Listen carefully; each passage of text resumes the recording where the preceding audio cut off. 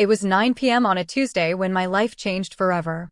I was walking to my car after my shift at the bookstore. My feet ached.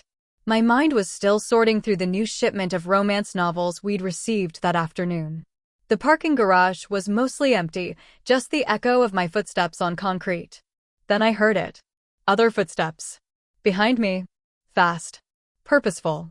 My heart jumped. I picked up my pace. So did they. Before I could turn around, a strong hand grabbed my arm and spun me against the concrete wall. The impact knocked the air from my lungs. "You think you can steal from me and just disappear, Isabella?" The voice was low. Dangerous. Controlled rage barely contained. I looked up at the man holding me. He was tall. Dark-haired. Expensive suit that probably cost more than my car. But it was his eyes that terrified me. Cold. Dark. The kind of eyes that had seen violence. Had probably caused it. "I'm not," I started to say. But then I remembered. 2 days ago. 3 a.m. My phone buzzing on my nightstand. My twin sister's voice, panicked and breaking.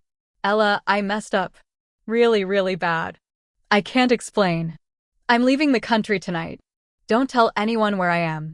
Don't look for me. Just, I'm sorry. I love you." The line went dead. I'd called back 17 times. Voicemail. Every single time. And now, standing in this parking garage with a dangerous stranger's hand on my throat, I understood. This man thought I was her. Isabella. My twin sister. My mirror image. And whatever she'd done, he wanted to kill her for it. I had 2 choices. Tell him the truth. I'm not Isabella, I'm her twin sister. And watch him either kill me anyway or go after her. Or lie. Pretend to be her. Buy her time to get away. To be safe. It took me 3 seconds to decide. "I'm sorry," I whispered, keeping my voice steady. "I'll pay you back. Whatever I took. I'll fix it." His dark eyes narrowed, studying my face like he was looking for cracks in my story. "Oh, you'll pay," he said quietly. "But not with money, Isabella. Money's easy. Trust? That's what you stole from me. And you're going to work very hard to earn back what you can never replace." He released my throat, but grabbed my wrist instead. His grip was iron. "You're coming with me. My name is Ella. Not Isabella." But my twin sister was somewhere out there, running for her life. And I had just become her. Welcome to the Diary of Hearts, where Mafia romance gets dangerously addictive. If you're new, hit subscribe. 3 new stories every week, and once you start, you can't stop. Drop a comment, tell me where you're watching from. Now, let's get back to the story. He walked me to a black Mercedes. Sleek. Expensive. Tinted windows that hid whatever happened inside. The door locks clicked automatically as he started the engine. Trapping me. We drove in silence for 5 minutes. Then 10. Leaving the city behind. Heading toward the hills where only the wealthy lived. I tried to steady my breathing. To think. To plan. What did I steal? I asked carefully, my voice small. He didn't look at me. Just kept his eyes on the road, jaw tight. "Don't play games with me, Isabella. You know exactly what you took." "I'm not playing games," I said, which was true. I need to understand what I'm paying back." He laughed. It was a cold sound. Empty. $3 million. From my private vault. You walked right past my security. Used the codes I gave you because I trusted you. And you cleaned me out. My stomach dropped. $3 million. What the hell had my sister gotten herself into? "I don't have it anymore," I said quietly. Because I didn't. I had no idea where it was. His hands tightened on the steering wheel. "Then you'll work off your debt. In my organization. Until it's paid. And if I refuse?" He finally looked at me. Really looked at me. And I saw it then. Not just anger. Pain. Betrayal. "Do you really want to know what happens to people who steal from Dante Romano?" The name hit me like ice water. Dante Romano. Even I, a bookstore clerk who avoided the news, had heard that name. Whispered. Feared. The man who ran half the city's underground operations. And my sister had stolen from him. We pulled up to a massive estate. Gates opened automatically. The mansion beyond was beautiful and terrifying all at once. You look different, he said suddenly, his voice quieter. My blood froze. Different how? Your eyes. They're softer. Less calculated. You look like you did when I first met you. Before you learned to lie. Think, Ella. Think. Prison changes people, I said, grasping at the one thing Isabella had mentioned in passing years ago, that she'd been arrested once for something minor. His jaw tightened. You weren't in prison. You disappeared. There's a difference. I was hiding, I said quickly. Scared. Guilty. People look different when they're terrified. He stared at me for a long moment. Then he got out of the car. I sat there, hands shaking, knowing I'd just committed to the most dangerous lie of my life. With a man who would kill me the second he discovered the truth. He led me through marble halls, past artwork that probably cost more than my entire apartment, to a bedroom that looked like something out of a magazine. Floor-to-ceiling windows. King-size bed with silk sheets. A bathroom bigger than my living room. This is where you'll stay, he said from the doorway. It's beautiful, I said honestly. It's a cage, he corrected. A comfortable one. But make no mistake, Isabella. You don't leave this estate without my permission. You don't make phone calls without me knowing. You don't so much as breathe without remembering that I own you now. Until your debt is paid. How long will that take? Depends on how useful you make yourself. We'll discuss your duties tomorrow. He turned to leave, then stopped. You used to be different, you know. When we first met. You were kind. Genuine. I actually believed you when you said you loved me. My heart broke a little. For him. For whatever my sister had done to him. I'm sorry, I whispered. And I meant it. Sorry doesn't change the past. But maybe you can do better in the future. The door closed. The lock clicked from the outside. I sat on the bed and finally let myself panic. I called Isabella's number. Voicemail. I called again. And again. And again. 17 times that night. 17 voicemails that all said the same thing. Please, Bella. Please call me back. I need to know you're safe. I need to know what I'm supposed to do. But she never answered. She'd left the country. Left me to clean up her mess. To face the consequences of whatever she'd done. I needed to find that $3 million before Dante discovered I wasn't who he thought I was. Because in his world, I was learning fast, liars don't get warnings. They get buried. The next morning, a woman knocked on my door. Older. Professional. Cold eyes. Mr. Romano is ready for you, she said. She led me to an office on the second floor. Dante sat behind a massive desk, suit perfect, expression unreadable. Sit, he said. I sat. Your debt is $3 million. Plus interest. Call it $4 million. At the rate I pay my assistants, it would take you 40 years to work that off. So we're going to do this differently. He slid a folder across the desk. You're going to be my personal assistant. You'll manage my schedule. Attend my meetings. Handle sensitive communications. And most importantly, you're going to prove to me that the woman I cared about still exists somewhere under all the lies. I opened the folder. My hands were shaking. Inside were schedules. Names. Coded phrases I didn't understand. What kind of communications? I asked. The kind that require discretion. And if I mess up? He leaned back in his chair, studying me. Then we'll have a problem. And trust me, Isabella. You don't want problems with me. My first meeting was that afternoon. 5 men in expensive suits sat around a conference table. They looked at me like I was prey. Dante sat at the head of the table, commanding. Powerful. Terrifying. Gentlemen, he began. The shipment from overseas arrives Thursday. Marco, you'll handle the warehouse inspection. Antonio, you'll manage the distribution. Luca, you'll oversee security. I wrote it down, my pen shaking slightly. Shipment. Warehouse. Distribution. This wasn't office supplies or retail inventory. This was something illegal. Dangerous. And I was sitting in the middle of it, pretending to be someone who knew what she was doing. After the meeting, one of the men approached me. Marco. The one who'd stared at me throughout. You're different, Isabella, he said quietly. Quieter. Less bold. My pulse spiked. I'm trying to stay alive, I said honestly. Isn't that what we're all doing? He studied my face for a beat too long. You used to challenge Dante. Fight with him. Now you're meek. Almost scared. He leaned closer. Prison break you? Or is this an act? Before I could answer, Dante appeared beside me. Marco. She's working off her debt. Leave her alone. Marco backed off, but his eyes stayed suspicious. That night, I started searching. The mansion was huge. 20 rooms at least. I moved quietly through the halls after midnight, looking for anything that might tell me where my sister had hidden $3 million. I found a library, a gym, a wine cellar that probably cost more than my college education. But no money. What I did find made everything worse. Photos. In a drawer in the library. Isabella and Dante. Smiling. His arm around her. Her looking at him like he was everything. They weren't just employer and employee. They'd been together. In love. 3 days into my lie, I found his office unlocked at 2 a.m. I shouldn't have gone in. But I needed answers. In the bottom drawer of his desk, I found a file. My sister's name on the tab. My hands shook as I opened it. Financial records. Withdrawals. Small at first. 500 here. 1,000 there. Then bigger.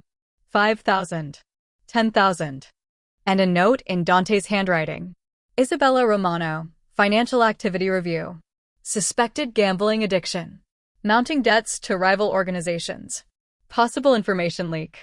Status, under investigation. Personal note, I don't want to believe it. But the evidence doesn't lie. My vision blurred. My sister had a gambling problem. She'd been stealing from Dante for months. Little by little. To pay off gambling debts to his enemies. And the $3 million? That was her final escape plan. Steal big, run fast, never come back. But there was more. Another page. A report from someone named Vincent. Subject confirmed meeting with Moretti family 3 times in past month. Suspected information exchange regarding Romano operations, security protocols, and shipment schedules. Recommend immediate termination. Termination. My sister hadn't just stolen money. She'd betrayed Dante to his enemies. Sold his secrets. Put his entire operation at risk. That's why she ran. Not because he'd be angry. Because he'd have killed her. What are you doing in here? I spun around. Dante stood in the doorway, barefoot, shirt unbuttoned, looking like he hadn't slept. My mind raced. I couldn't sleep. I was looking for something to read. I'm sorry. I shouldn't have. He walked toward me slowly. Dangerously. That's my private desk. I know. I'm sorry. He stopped inches from me. Close enough that I could smell his cologne. Feel his body heat. You've been different since you came back, he said quietly, studying my face in the dim light. Softer. More genuine. Like the girl I fell in love with. The girl I thought you were. My heart was pounding. Maybe that's who I really am, I whispered. Maybe the person I was before, the one who hurt you, maybe I don't want to be her anymore. Something flickered in his eyes. Hope. Dangerous, painful hope. You said that before. 3 months ago. Right before you disappeared with my money. Right before I found out you'd been selling information to the Morettas. A tear slipped down my cheek before I could stop it. I'm sorry. I'm so sorry. He reached out and caught the tear with his thumb.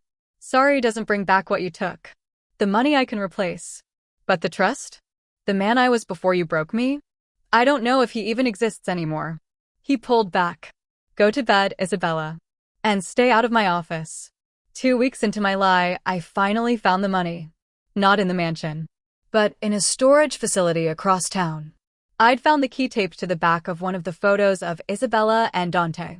The unit was small, climate-controlled, and inside was a duffel bag with $3 million in cash, along with a note. I recognized Isabella's handwriting immediately.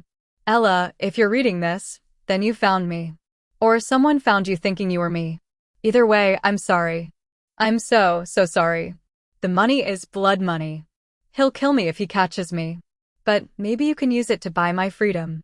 Or yours. I couldn't face him. Couldn't face what I'd become. The gambling started small. Then it wasn't small. Then I owed people who make Dante look like a saint. I had to run. I had to disappear. Start over. Please forgive me. I love you. B. I sat in that storage unit and cried for 20 minutes. Then I drove back to the mansion, the weight of the duffel bag in my trunk heavier than $3 million should be. That night, I couldn't sleep. I stood on the balcony of my locked bedroom, looking out at the city lights. The door opened behind me. I didn't turn. Couldn't sleep either? Dante's voice was quiet. Too much on my mind. He stepped onto the balcony beside me. You've been different lately, he said. In the meetings. The way you listen instead of argue. The way you actually seem to care about doing things right. It's confusing. Why confusing? Because I don't know if it's real. Or if you're playing another game.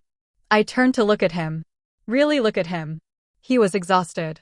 The kind of tired that comes from carrying too much weight for too long. What if I told you something? I said quietly. Something that would change everything. Would you listen? Depends on what it is. It's the truth. The real truth. And you're going to hate me for it. His jaw tightened. Then tell me. I took a breath. My name isn't Isabella. It's Ella. I'm her twin sister. We're identical. 2 days before you grabbed me in that parking garage, she called me at 3 a.m., crying, saying she'd messed up and was leaving the country. When you found me thinking I was her, I panicked. I thought if I could find the money, I could fix everything. Give it back. Make it right. Save her life. I didn't know about the gambling, the information leaks, the betrayal. I didn't know any of it until I found your file 3 days ago. And I found the money. It's in my car. All of it. $3 million. You can have it back. You can let me go. And you'll never have to see me or my sister again. The silence stretched. And stretched. And stretched. Finally, he spoke. You're not Isabella. No. You've been lying to me for 2 weeks. Yes. He turned away from me, gripping the balcony railing so hard his knuckles went white. You let me think you were her.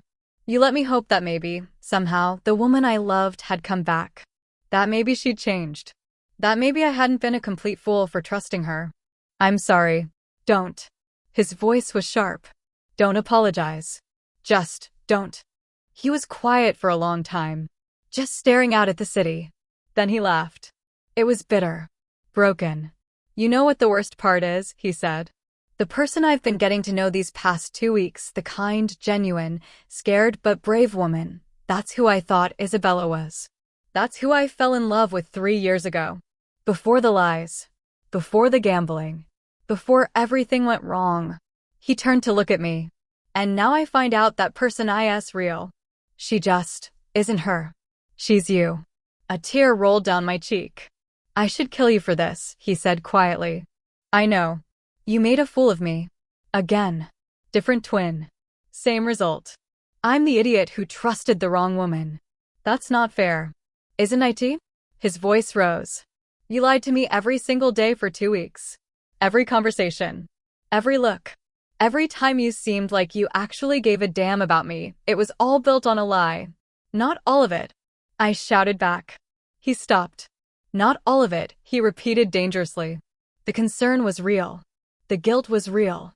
The way I felt when you talked about how she hurt you, that was real. I wasn't pretending to care, Dante. I was pretending to be her. But the feelings? Those were mine. He stared at me like he was seeing me for the first time. Who are you? He asked.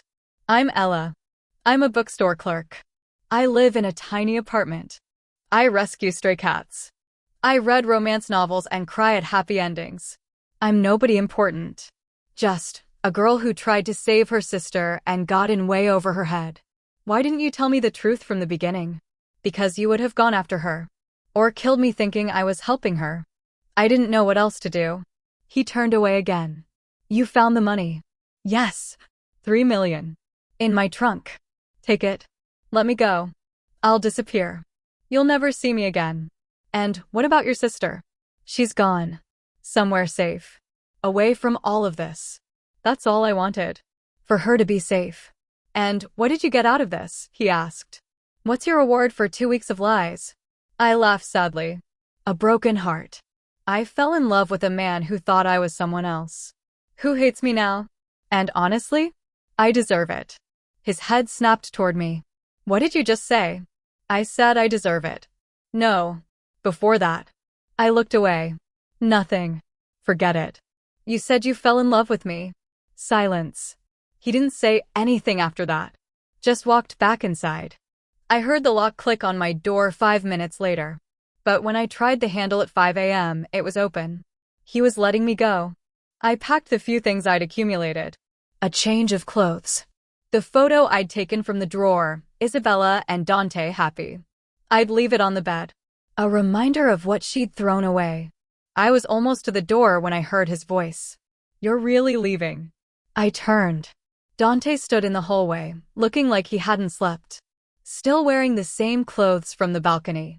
You unlocked the door, I said. That was your answer. Was it? Wasn't it? He stepped closer. What if I asked you to stay?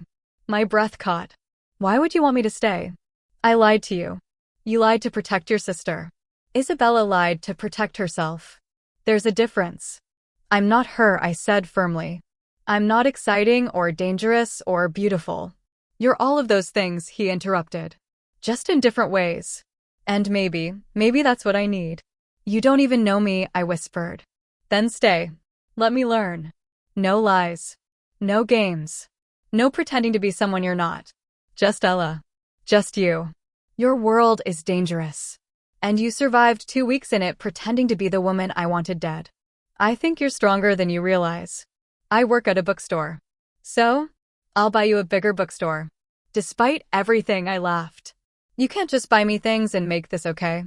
I'm not trying to make it okay, he said seriously. I'm trying to make it real. For the first time in 3 years, I'm looking at someone who isn't lying to me. Who isn't using me. Who risked everything for family. That's rare in my world. That's everything.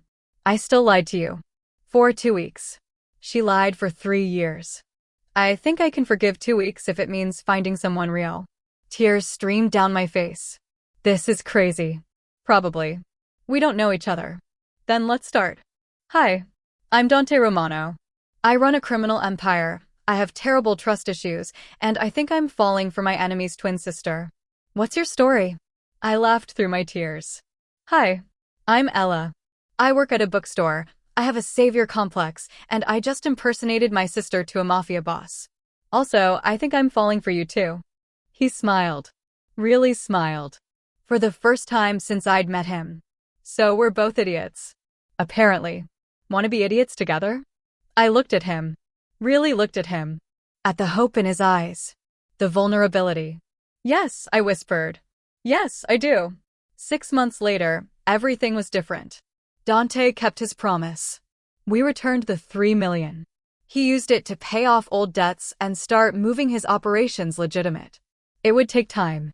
Years, probably. But he was trying. And me? I went back to my bookstore.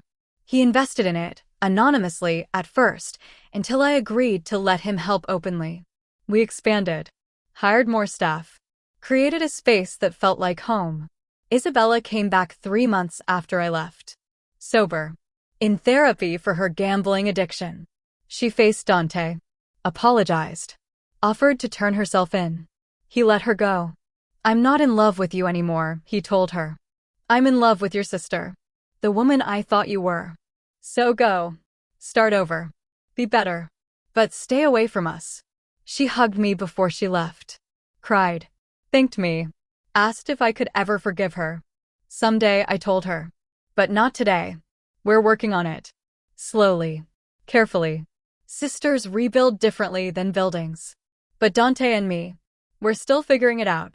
He still has nightmares sometimes. About betrayal. About trust.